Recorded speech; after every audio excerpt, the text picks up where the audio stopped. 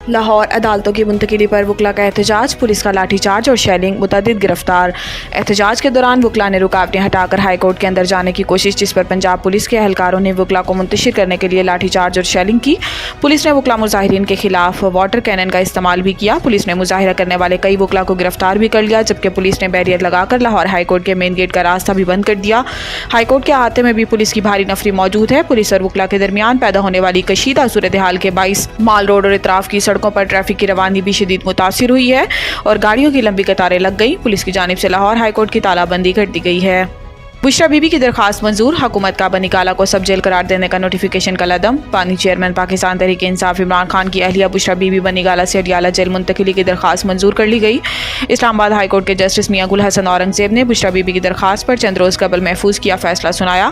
عدالت نے بشرا be be کی رہائش گاہ بنی گالہ کو سب جیل قرار دینے کا حکومتی نوٹیفیکیشن غیر قانونی قرار دے کر اسے کالعدم قرار دے دیا اور بشرا بی بی کو بنی گالہ سب جیل سے اڈیالہ جیل منتقل کرنے کا حکم جاری کر دیا۔ عدالت میں جیل حکام نے جیل میں گنجائش نہ ہونے اور سیکورٹی ایشو کی وجہ سے بشرا بی بی کو رہائش گاہ کو سب جیل قرار دینے کا موقف اختیار کیا تھا۔ یاد رہے کہ اسلام آباد ہائی کورٹ نے فری کین کے دلائل سننے کے بعد گزشتہ ہفتے بشرا بی بی کی درخواست پر فیصلہ محفوظ کیا تھا۔ ای سی سی نے پاسکو کے لیے گندم کا ہدف 18 لاکھ میٹرک ٹن کرنے کی منظوری دے دی۔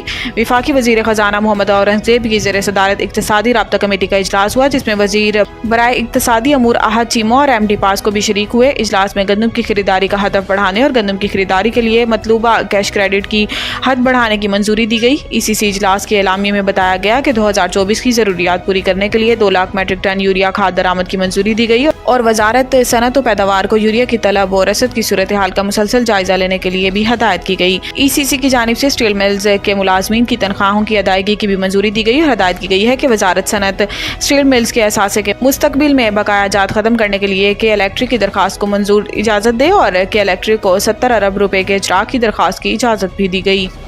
اپنے باپ سے معافی نہیں مانگتے، کسی اور سے کیا مانگیں گے؟ اسد کیسر۔ نجی ٹی وی کو دیے گئے ایک انٹرویو میں 9 مئی کے واقعات پر معافی سے متعلق سوال پر اسد کیسر نے کہا کہ اللہ معاف کرے، ہم اپنے باپ سے معافی نہیں مانگتے تو کسی اور سے کیا مانگیں گے۔ اسد کیسر کا کہنا تھا کہ ہم چاہتے ہیں کہ ملک میں آئین اور قانون بالادست ہو، چاہتے ہیں کہ تمام شہریوں کے برابر کے حقوق ہوں، اس کے لیے تمام اداروں کو آئینی حدود میں رہ کر کام کرنا ہوگا۔ دوسری جانب chairman P T I barrister Gohar نے کہا کہ ہمارا پہلے دن سے مطالبہ رہا ہے کہ 9 مئی کے واقعات پر جوڈیشل کمیشن تشکیل دیا جائے۔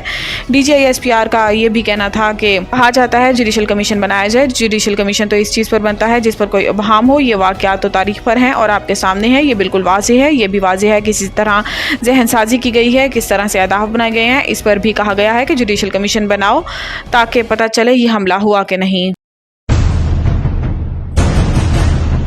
The Country School, a project of Bloomfield Hall. بہترین نصابی اور ہم نصابی سرگرمیوں کا حامل بلومفیلڈ ہال اسکول کا متعین کردہ اعلیٰ تعلیمی معیار، اسلامی تعلیم سے آراستہ، انٹرنیشنل سٹینڈرڈ ایجوکیشن، بچوں کی انگلش بول چال پر خصوصی توجہ، تجربہ کار اور تربیت یافتہ اساتذہ، کشادہ پلے ایریا، 25% رعایتی فیس کے ساتھ بلومفیلڈ ہال اسکول میں او لیول کرنے کا بھی موقع۔ So don't wait. The Country School towards academic excellence. Sahiwal Campus, 160 Old Civil Line, Sahiwal, 040-422-4747. Jahaz Ground Campus, 20B, near Social Security Hospital, Jahaz Ground, Sahiwal, 040-450-37